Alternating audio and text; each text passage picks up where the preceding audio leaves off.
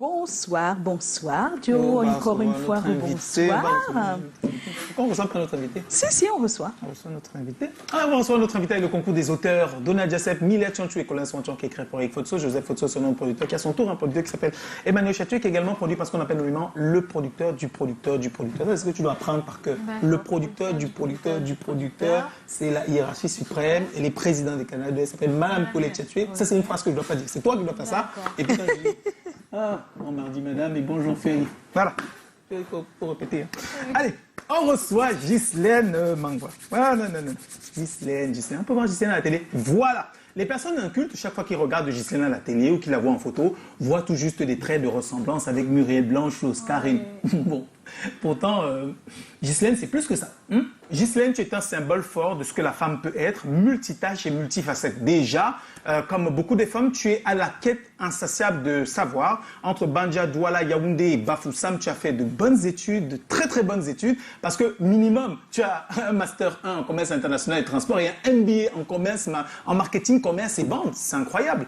Comme beaucoup de femmes, tu aimes le beau, le magnifique, l'émerveillement, et tu as un penchant incroyable pour la musique. Tu as même fait tout un album, Amour avec grand A, avec Yasser Trésor Tanon, ton compagnon de vie. Ah, quelle chanson, quel album. Et puis donc, comme A, tu es également autonome et indépendante. Et tu tires sa qualité de ta mère qui a pratiquement élevé ses enfants toute seule.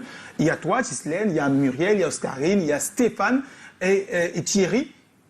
Et donc, tu es pratiquement, après le décès de ton enfant, l'aîné de ces familles-là. Donc, depuis très tôt, tu as appris à te battre, tu as appris à être un symbole de force et de combativité. Tu as fait de bonnes études, tu as su t'en sortir dans la vie, tu as une carrière musicale assez riche. Et au départ de maman, tu t'es également découvert ton cœur d'altruiste. Tu as souvent été inspiré par Gandhi, par Nelson Mandela, par Mère Teresa. Et quand maman part en 2014, ces combats de vie, le quotidien qu'elle s'est épuisée à vous élever, t'a inspiré la fondation Cœur de Mère. C'était pour toi, avec tes sœurs, de vous mettre ensemble pour accompagner des mamans qui, comme votre mère, était une mère célibataire et qui s'est débrouillée à offrir un avenir radieux à ses enfants. Il y a cette fondation-là que tu as menée de main de dame. Et il y a surtout le combat contre la maladie qui intervient en 2017. En 2017, tu tombes gravement malade et pendant 2 ans, personne ne sait exactement ce que tu as. Tu fais le tour des hôpitaux, on diagnostique une maladie Y, et après c'est X, et après c'est Z.